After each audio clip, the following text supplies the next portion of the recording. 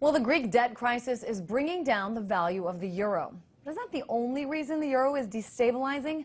Now, the U.S. Department of Justice is investigating major hedge funds, saying they may be at fault for part of this economic fall.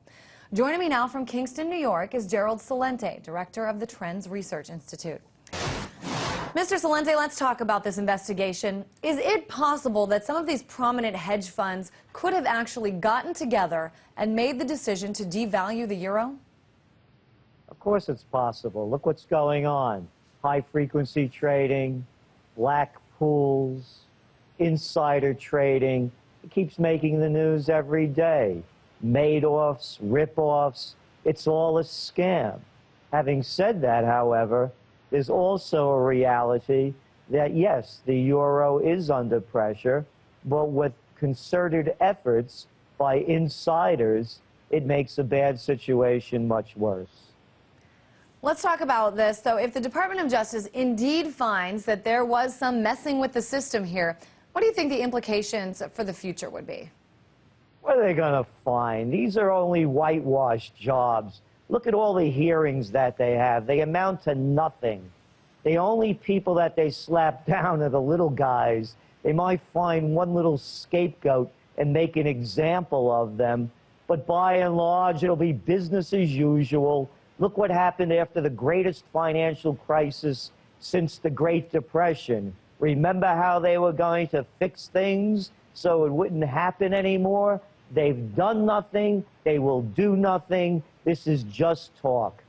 So you don't think we're going to see any sort of punishment or maybe even a slap on the wrist for this?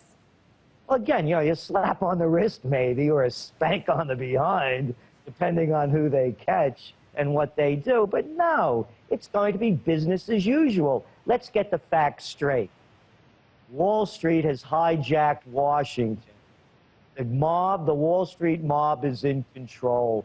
You look at who's running the White House. You look at who's in most of the important positions. It's the Wall Street gang. No, nothing's going to happen. It'll just be talk. We hear the talk over and over again. It amounts to nothing. And you know, when we first started hearing about this debt crisis in Greece, we heard about that special relationship between Greece, the Greek banks, and even Goldman Sachs, as you said, Wall Street. What about this? I mean, now we're bringing hedge funds into play. What is this relationship between hedge funds, the euro, all of Greece, and I guess Wall Street? Well, it's always speculation throughout the world, and Greece is only just one of the issues. That's what they're focusing on. Look at the budget deficit to GDP ratio of the UK. It's as bad as it is in Greece. There's a sovereign debt crisis. Oh, Greece's is 13%. What is it in the U.S.? GDP to budget deficit. Oh, almost 11%.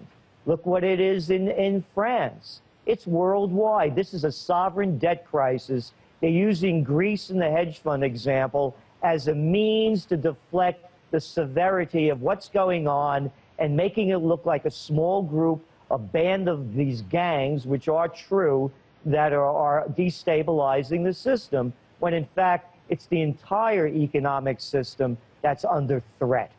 So the Department of Justice calls Gerald Celente and asks, you know, as part of the investigation, what do you think we should do? What's your advice?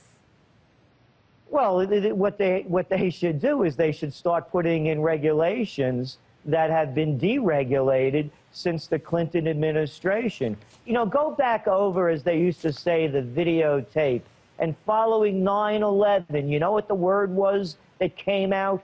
Let's free business of regulation so that we could move ahead during these tough times. They've deregulated the country. Again, I say this over and over again.